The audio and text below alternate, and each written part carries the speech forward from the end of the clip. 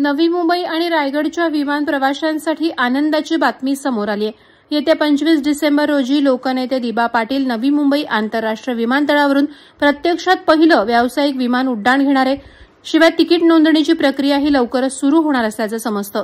ही बाब विमान प्रवाशांसाठी दिलासादायक ठरणार आहे। पंतप्रधान नरेंद्र मोदी यांच्या हस्ते नवी मुंबई आंतरराष्ट्रीय विमानतळाचे उद्घाटन 8 ऑक्टोबरला करण्यात आले, परंतु त्यानंतर विमानतळाहून प्रवासी सेवा सुरू झाली नव्हती। विमानतळावर सुरक्षा विषयक यंत्रणा बसवण्यासाठी आणि सुरक्षा दलाला तैनात करण्यासाठी 45 दिवसांकरता विमानतळ केंद्रीय औद्योगिक सुरक्षा बलाकडे वर्ग करण्यात आले। त्यानंतर सर्व सुरक्षा विषयक खबरदारी घेतल्यानंतर विमानतळ सुरू करण्यात येत आहे।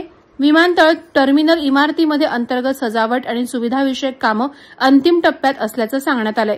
सध्या नवी मुंबई विमानतळ चालवणाऱ्या कंपनीसोबत इंडिगो, अकासा एअर आणि एअर इंडिया एक्सप्रेस या कंपन्यांनी प्रवासी सेवा सुरू करण्याबाबत करार केलाय।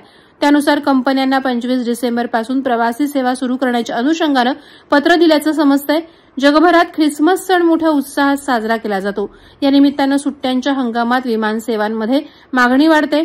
ही बाब लक्षात घेत नवी मुंबई विमानतळाहून ख्रिसमससारख्या सणाच्या काळात नवी मुंबईकरांना पहिल्यांदा नवी मुंबईच्या जमिनीहून उडण्याचा अनुभव घेता येणार आहे। गोवा, कोलकाता, दिल्ली, अहमदाबाद, केरळ अशा महत्वाच्या राज्यांमध्ये ही सेवा दिली जाणार असल्याचं समजतं।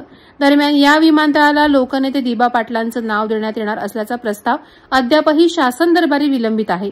लोकनेते दिबांच्या नावाची अधिकृत घोषणा 25 डिसेंबरला होणार का, याकडे स्थानिक प्रकल्पग्रस्त आणि भूमिपुत्र डोळे लावून बसले आहेत। वादळवारा लाईव्हसाठी न्यूज ब्युरो, नवी मुंबई। नवी मुंबई व रायगड जिल्ह्यातील ताज्या बातम्या आणि घडामोडींसाठी सबस्क्राईब करा वादळवारा लाईव्ह चॅनल आणि दाबा बेल आयकॉन।